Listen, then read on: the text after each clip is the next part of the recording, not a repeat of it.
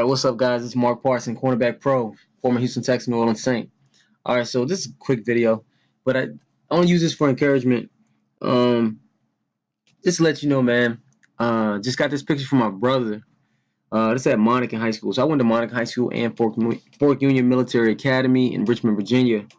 And it was a long journey, man. They basically just posted. They just put up my plaque of my jersey and some of my accomplishments and picture on in the weight room, like above the weight room, and posted it and everything. And it took, think about it, shoot, I graduated back in 2004, I think. It's 2017 right now. And I was only one of three guys to go to the NFL in my school. I was the second. Yeah. So, only a few of us actually went to play Division 1A football as well. But it was a long journey, man. And sometimes you don't know necessarily what's going to happen, but if you keep pushing every day, I remember, because I give you, like, I tell a story all the time, man. I remember I was I was a freshman. I was running track, and this guy named Terrence, he was a senior running track, and I had a goal. I said, yeah, I'm gonna play college football. And he's like, man, you're not gonna play college football. He was just like, you're not gonna do it. You're not gonna do it. And I was like, nah, for real. Now back then, I didn't know how to prepare. I didn't know any information, because really nobody before us came back and taught us how to do it. There was no YouTube back then, so I wasn't able to really, really was no Google. There was nothing to really search, no search engine. So, man, I just had to figure it out, But man, I proved that guy wrong. Played Division 1A ball, but it was hard. I actually went to Fork Union first, prep school, and sent all my film to every school on the East Coast. We visited schools who didn't even ask us to come. I begged the high school coach to send as much as possible, and then my Fork Union coach, Coach John Schumann, hooked me up and reached out to some guys, and it's wild how it happens. And then finally get to college. I'm D1A, my dreams accomplished, but then there's the next goal. There's the next level. So I'm in college, and now the goal is to get to the NFL, get drafted. Well, guess what? I had a decent, my best year was my sophomore year in college, but I had a decent year in college. And, but, we were climbing. Now Ohio University is going to the Bahamas Bowl this year. They go to a bowl game almost every year. Before that, never went to a bowl game. We went to the first bowl game of the second bowl game in Ohio University history since 1968. We go, and I'm supposed to get drafted. Everybody's talking about it, and I didn't run a great 40 at my 40-yard dash. I didn't do well in that, and I didn't get drafted. Matter of fact, I didn't even get picked up. It took at least, I think, a couple months, maybe a month. It felt like forever before I could even get a tryout. It was me against this guy I always talk about, this tech guy from Texas. The Houston Texans GM called me and this other guy, and we had to battle for that position. And then I made the team. I'm on the team, but now you got to make it. And just to let y'all know, during training camp, just imagine this. I want you to, and this is for guys who think that, like, man, do I have a shot? Like, can I make it? The chips are down. The odds are against you. Just to let you know, that team, and I didn't even realize it because I was so, just motivated. Like, I was like, this is my destiny. I'm going to make this squad. Just let y'all know, they drafted two cornerbacks that year. They drafted Glover Quinn, who's a safety now with the Lions, to play corner. They drafted Bryce McCain, 6th round, I think, from Utah. Okay, so their two draft picks are bam right there. And I was the only undrafted rookie free agent. Undrafted rookie free agent is like a walk-on in college at the end of the day. It's tough. It's extremely tough, man. They beat you down, man. Mentally, all of that. It's just hard. Then we had Dante Robinson, who's the franchise player. Like, Dante Robinson was the first round in 2002. Um, he was a star. He was the star cornerback, and he was actually holding out, which was a benefit to me. Because if he would have been there, I wouldn't have got as many reps. So you got Dante. You got Fred Bennett, who was a third round draft pick like 2 years prior to me coming in. So now this is his year to actually he played. He played the year before, and he was more of a special teams guy, but he got some reps when a couple guys got hurt. So they had him, and that was his coming out year. He had to step it up, right? You got Jock Reeves, who was he was the man there because Dante was holding out. So Jock Reeves was supposed to be the starter, and he was playing very well. He was playing very well. And then you had Anquan Molden, he did very well on he wasn't playing well at corner necessarily, but he was a big special teamer, very athletic, tall, big corner. And then you had a couple other guys who were free, who were like coming off injuries, but and that's how I got in there. But the only reason I even got reps. Think about how the universe works, man. The only reason I got reps was because I played nickel. So I fought. I remember one time Coach David Gibbs tried to sneak the other rookies, the drafted rookies, away to teach them more about nickel. And I saw them. I was like, hold up, where y'all going? Caught up with them so I could learn, man. So if you know, the only reason I got my reps that I did get, uh, Jock Reeves ended up breaking his leg. He broke his leg in training camp, bruh. Dante was holding out for a bigger check. So it's just wow, like that's how I got my reps and impressed the coaches. You know, so sometimes you may think but not one time during that training camp did I have my head down ever, yo. I was like, yo, let's go. Let's make this team. Let's go. I'll guard anybody out here. So, stuff may not look the best and look great right now. But if you continue to work every single day to get better, you know, you'll have the opportunity. And I ended up making the squad and staying around for a few years.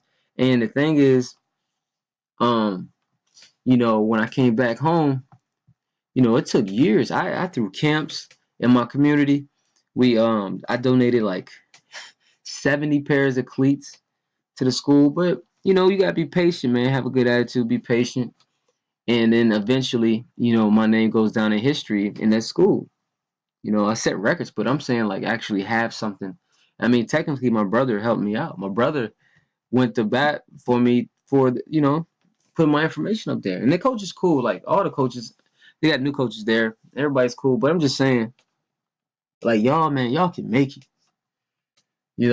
So really, none of y'all should even have to ask me, Mark, Coach Mark, do you think I can make it? Shoot, you can make it. And you be like, well, I'm only 5'5", and I'm 160. Yo, at the end of the day, and I always talk about this, Muggsy Bogues was 5'3" and made it to the NBA, played well. He was in freaking Space Jam, dog. Muggsy Bogues was 5'3" playing in a game where you supposed to be like 6'6" and above. You understand what I'm saying? But not 1 second did he not believe in himself. And you gotta have confidence. It's like trying to holler at a girl and you don't got confidence. Man, the girl gonna say, man, get away from me. You gotta have confidence. You could be the ugliest dude in the world. You got confidence, hey, she gonna give you a number. So like when you step on the field, you need to have confidence. Now, how do you build your confidence? Well, remember, I always talk about it like this. Imagine your belief, all right, is a table, and you need to have some strong, sturdy legs on that table, right? And if you have multiple strong, sturdy legs, your belief will be supported. Well, here's one leg. How much in shape are you? That's why I give you the program. Because you're going to be in shape, especially as a supplement. I tell you, like, supplement your workout that you're already doing, because this is what I train my guys. So you need to be in running shape. Then you need to be strong and explosive. So I give you a little weight room example, right? Then I teach you technique. So these are all legs. So if you master all three of those right there, then I teach you mindset. I teach you about subliminal. I teach you about the subconscious mind. That's 4 legs right there. And then when the tough gets hard, what do? Well, you got to meditate. You got to relax. You got to be confident. That's all mindset, mind state. Don't be a mental midget. You got mental midgets out here. They could be 6'6", 240, but they weak mentally, right? So what if I were uh, weak mentally during that training camp? Because I'm telling you, the NFL, it gets harder every level you go up. I promise you. So you're like, oh man, if I could just get a scholarship. You get a scholarship, then it's harder. Oh man, if I could just get to the NFL. Oh, it gets harder. Oh, if I could just get on this, make the team and start. Oh, it gets harder. So you got to just focus on getting better every day. Because if you get extremely better and every day, then you can succeed in what you're doing. So they eventually put my plaque up there with my jersey, and you know what? It feels good. This feels really good. I will tell you that because I remember because my brother texted me and we had like a little family group chat, and my brother texted me and he texted us and was like, "Yo, got it up, Monacan, it's official." And I was like, "Oh shoot, I'm glad it's in the weight room just to like show like, yo, if you put in the work and the effort, you can do it." Now, of course, you need to know what you need to do. That's why I come in for you guys. That's why I tell you to email me because I know that if you take the grading scale and then you push for that A, you're gonna make it. And then if you know how to push for that A and you do it every single day, it's gonna happen, dog. It's inevitable. It's inevitable. You know, if you drink that gallon of water, if you take your vitamins, if you eat what you're supposed to eat, if you think the way you're supposed to think, if you're a leader, you build a crew, you make sure everybody else on your team is lifting weights hard. If they ain't, what's up? Step to them. What's up, man? You ain't gonna work? Get off the team, bro. You ain't gonna be on my team because you serious about it. That's what I'm talking about. That's what I'm talking about, man. So I put blood, sweat, and tears in this, and that feels good because that's in history, you know. So I ain't been back in the school like 12 years. My nieces went through there. They ended up playing ball at University of Richmond. They balling out. But, 20 years from now, a kid can look at my plaque and be like, yo, who is that? Who is that guy? You know? I mean, you guys know me from YouTube, but a lot of you'd be surprised. They don't know me there. They don't know me there, bro. You know? I mean, it's partly because I didn't really go back there. I mean, I went back there once, but I'm just saying, like, man, you should have the desire to have your name, your jersey of you proving everybody wrong up on your school wall, man. There are no excuses why your jersey and name and number and picture shouldn't be up on that wall. But are you willing to go through what it takes? Are you willing to go through it? Are you willing to sacrifice stuff? Are you willing to invest in yourself with money, time, effort? Okay? So I said it wasn't gonna be a long video, but god dog it. This is what I'm passionate about. It's felt good, man. They gave it to me, they sent me the picture today, and I was like, yo. I always thought that wasn't a big deal. I'm not really easily moved by stuff, but I was like, yo, I was proud of this, man. So y'all can do it. But are you willing to? Are you willing to go through all my videos every single day? Nah, you don't have to go all the videos, but if you go through all the videos and master the technique. I know one guy is my boy Arash. He went from this summer never playing football again, now playing pro football, making a team, getting invited, going for the tryout, man. How many? And then coming out there on one-on-ones and locking people down. And then if he's struggling in the technique, he gonna work on it. He gonna build his body up. That's one guy. He's hungry, man. If I could get a hundred of him, you know, nah. But that's what I mean. I just want to encourage y'all. So go through the videos. Make sure you email me at cornerbackpro@gmail.com. Get all the programs. Everybody who gets the program actually does it, improves and gets better and knows exactly what they're supposed to do for the next year. It's off season, December 12th.